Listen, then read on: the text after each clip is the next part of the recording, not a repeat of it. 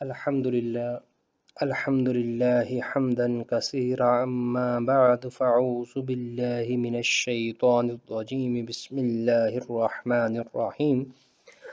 میرے عزیز طلباء و طالبات، میں آپ کا انسٹرکٹر ڈاکٹر محمد حسنین آپ کی خدمت میں حاضر ہوں۔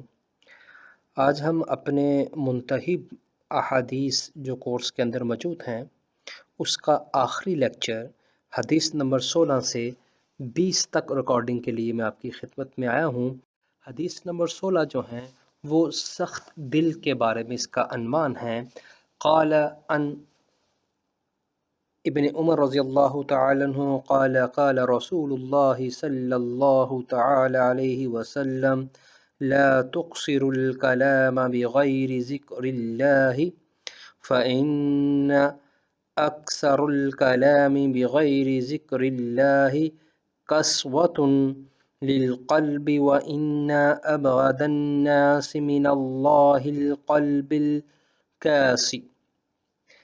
رسول اللہ صلی اللہ تعالی علیہ وآلہ وسلم نے فرمایا، حضرت عبداللہ بن عمر اس حدیث کے راوی ہیں، آپ صلی اللہ علیہ وسلم نے فرمایا اللہ کے ذکر کے بغیر زیادہ کلام نہ کرو، کیونکہ اس سے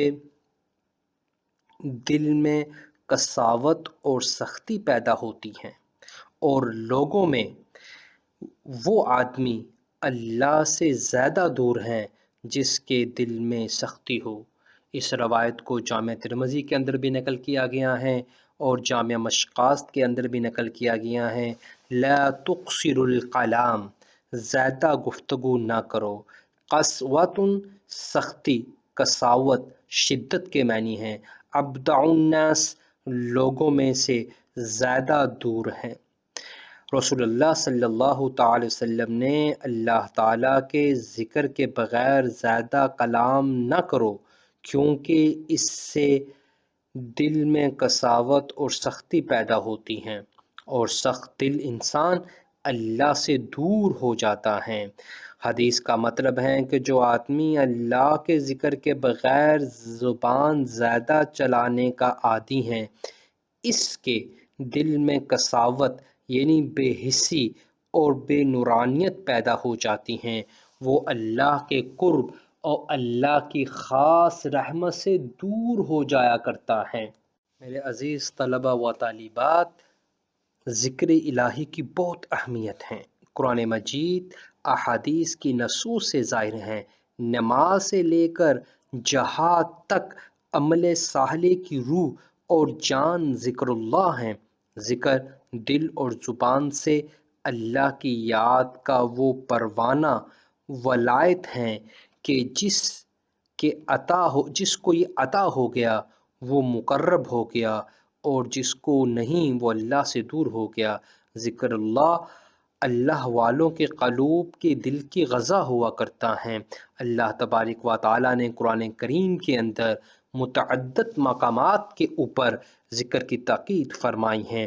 سورۃ البقرہ میں ارشاد ربانی ہے، فَاذْكُرُونِي أَذْكُرُكُمْ وَاشْكُرُونِي وَلَا تَكْفُرُونَ، پس تم مجھے یاد کرو اور میں تمہیں یاد کروں گا، میرا شکر ادا کر، ناشکری نہ کر۔ سورۃ احزاب میں فرمایا گیا، یا ایھا الذین آمنوا اذکروا اللہ ذکرا کثیرا، اے ایمان والو اللہ کو بہت یاد کرو۔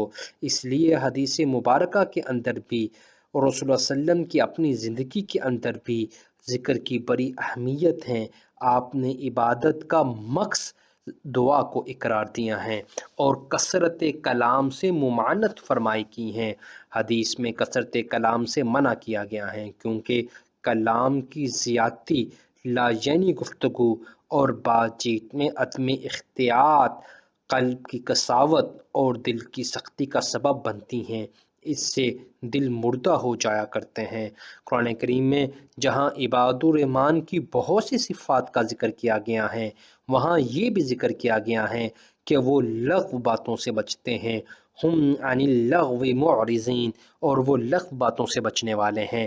سورۃ اور قرآن کریم کی آخری آیات، قرآن کریم کی آخری صورتوں کے اندر اس بات کے بارے میں ایک مکالمہ نقل کیا گیا ہے کہ سورۃ المدثر کے اندر جب جہنمی جنتیوں سے پوچھیں گے ما سلککم فی سقر، تمہیں کیا چیز آج جنت میں لے آئی ہیں، دنیا میں تم ہمارے ساتھ تھے، تو وہ جو 4 خصوصیات جنتی بیان کریں گے کہ ان 4 کاموں کی وجہ سے آج ہم جنت میں ہیں، تو پہلی بات کہیں گے لم نکو من المصلین، ہم نماز چھوڑنے والوں میں سے نہیں تھے۔ دوسری بات یہ ہے کہ وہ کہیں کہ ہم لغو باتوں سے اعراض کرنے والے تھے، لہٰذا لغو باتوں سے بچنا عباد الرحمن کی خصوصیت ہیں۔ زبان سے صرف اچھی اور بھلی بات کہنے کے بارے میں رسول صلی اللہ علیہ وسلم نے تقید فرمائی ہے، جس نے زبان کی حفاظت کی اللہ تعالیٰ نے اس کی پردہ پوشی کی۔ ایک موقع پر آپ نے فرمایا کہ خاموشی میں ہی سلامتی ہیں۔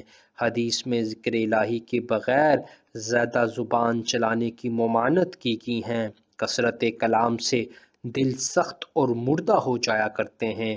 آخر میں دعا ہے کہ اللہ تعالی ہم سب کو توفیق دے، ذکر الہی سے ہمارے دل معمور ہو جائیں اور ہماری زبانیں تر ہو جائیں۔ اس کے برکات اور ثمرات بھی اللہ تعالی ہمیں نصیب کرے اور کثرت کلام سے محفوظ فرمائے۔ ذکر الہی سے ہماری زندگیاں متحر ہو جائیں، ہمارے شب و روز اللہ کے ذکر میں، اللہ کی یاد میں، اللہ کی طرف متوجہ ہونے والے بن جائے۔ میرے عزیز طلبہ و طالبات، یہ تھی حدیث نمبر 16۔ حدیث نمبر 17، اللہ حیادار ہیں۔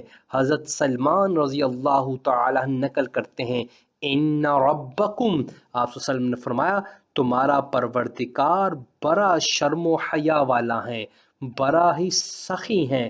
جب بندہ اپنے پروردگار کے حضور اپنے ہاتھ پھیلاتا ہے تو اسے اس کے ہاتھوں کو خالی لٹاتے ہوئے رب کائنات کو شرم آتی ہے۔ نسائی کے علاوہ چاروں اماموں نے اپنی کتب حدیث کے اندر اس روایت کو نقل کیا ہے۔ امام حاکم نے اس حدیث کو صحیح اقرار دیا ہے، درجہ صحیح حدیث کا دیا ہے۔ حی، بہت زیادہ حیادار، کریم، بہت زیادہ کرم اور سخاوت کرنے والا، رافع، اس نے اٹھایا یدیہ، اپنے ہاتھوں کو۔ اس حدیث مبارکہ میں رسول اللہ صلی اللہ علیہ وسلم نے فرمایا اللہ تعالیٰ یقیناً حیادار اور سخی ہیں۔ جب کوئی بندہ دعا کے لیے اپنے دونوں ہاتھ اس کے آگے پھیلاتا ہے تو خالی ہاتھ لوٹاتے اسے شرم آتی ہے، یعنی اس کی دعا ضرور قبول ہوتی ہیں۔ مطلب یہ ہے کہ اللہ تعالیٰ اپنے بندے سے پیار کرتا ہے اور اس کی بارگاہ میں سوال کے لیے ہاتھ اٹھائے اس کی دعا قبول نہ کرے، اسے خالی ہاتھ واپس لوٹا دے، ممکن ہی نہیں۔ دعا قبول نہ کرنا اس کی شان کریمی کے خلاف ہے۔ یہ بھی ایک حقیقت ہے کہ بندوں کے اعمال میں دعا کا عمل سب سے زیادہ اللہ کو متوجہ کرنے والا ہے۔ میرے عزیز طلبہ و طالبات، یہاں دعا کے مفہوم کو سمجھنے کی ضرورت ہے۔ دعا کے معنی ہے پکارنا، عاجزی سے مانگنا، مدد چاہنا، مصیبت کو دور کرنے اور حاجت روائی کے لیے التجا کرنا، بیماری، افلاس اور تکلیف سے نجات حاصل کرنے کے لیے درخواست کرنا۔ مطلب یہ ہے کہ جسمانی اور روحانی آفتوں سے چھٹکارا پانے اور ہر طرح کی نعمتوں کو حاصل کرنے کی درخواست کرنے کا نام دعا ہے۔ اللہ تبارک و تعالی چاہتا ہے کہ اس کے بندے اس کی بارگاہ میں اپنی درخواست لے کر پہنچیں۔ جب انہیں کسی چیز کی ضرورت یا رنج یا مصیبت سے رہائی حاصل کرنا ہو تو اس کو پکاریں، دینے کے لیے اس کے خزانے بے حساب ہیں اور وہ کسی کو خالی ہاتھ نہیں لٹاتا۔ دعا کی فضیلت کے بارے میں آپ صلی اللہ علیہ وسلم کا ارشاد گرامی ہے، الدعاء مخ العباد، دعا بندگی کا مغز ہے۔ اللہ تعالیٰ نے جنوں اور انسانوں کو صرف اپنی عبادت کے لیے پیدا کیا ہے۔ وَمَا خَلَقْتُ الْجِنَّ وَالْإِنسَ إِلَّا لِيَعْبُدُونَ، سب انسانوں کو یہ دعوت دی جا رہی ہیں کہ وہ سب کے سب اپنے رب کی عبادت کریں۔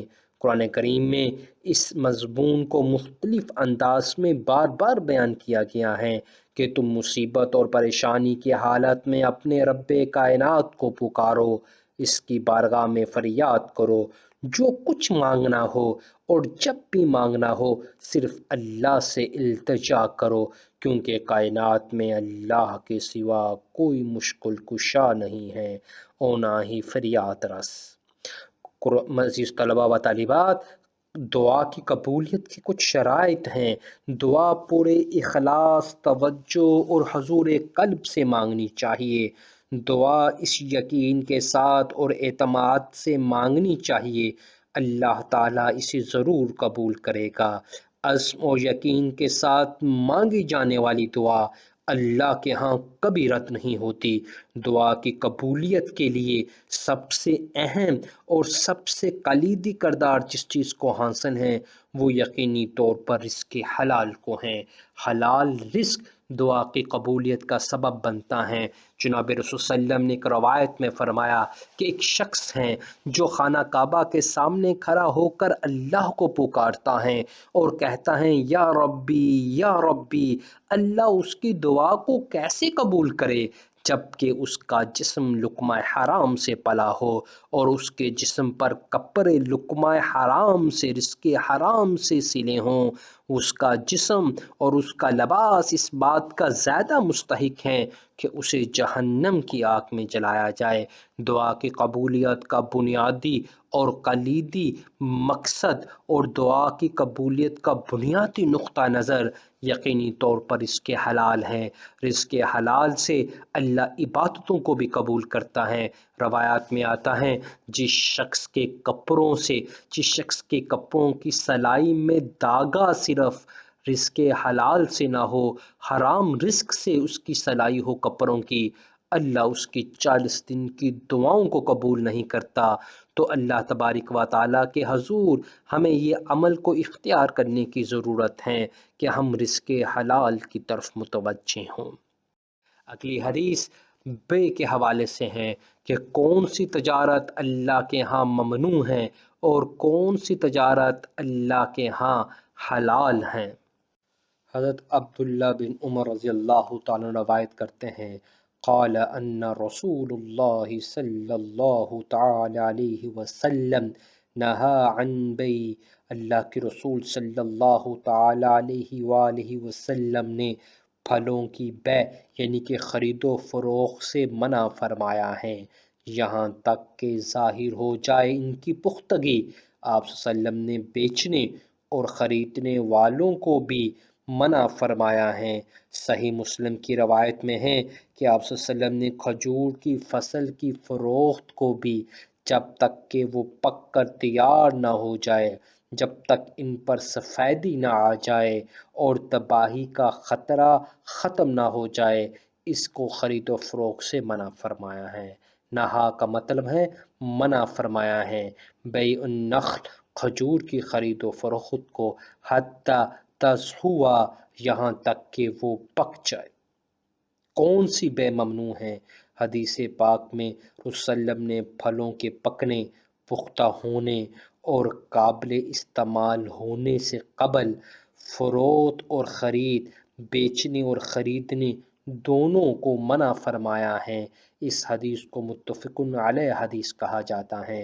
امام مسلم کی روایت میں ہے کہ آپ صلی اللہ علیہ وسلم نے کھجوروں کو پکنے اور پختہ ہونے سے قبل فروخت سے منع فرمایا ہے۔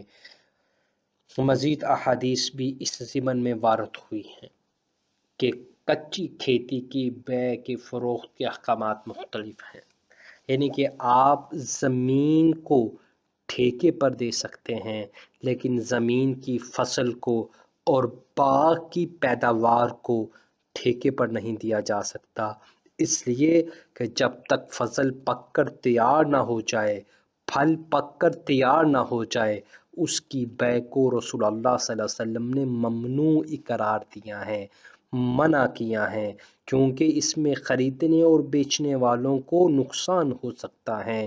جو چیز ابھی تیار نہیں ہوئی، اللہ کی طرف سے ابھی پکی نہیں، اس کی خرید و فروخت جناب رسول اکرم صلی اللہ تعالی وسلم نے منع فرمایا ہے۔ یہ تھی حدیث نمبر 18۔ اگلی حدیث، مال کے عیب کو چھپانا جائز نہیں ہے۔ رسول اللہ صلی اللہ علیہ وسلم نے فرمایا کہ جب کوئی اناج یا کوئی مال فروخت کرے تو اس پر لازم ہے کہ وہ مال کے عیب کو بتائے۔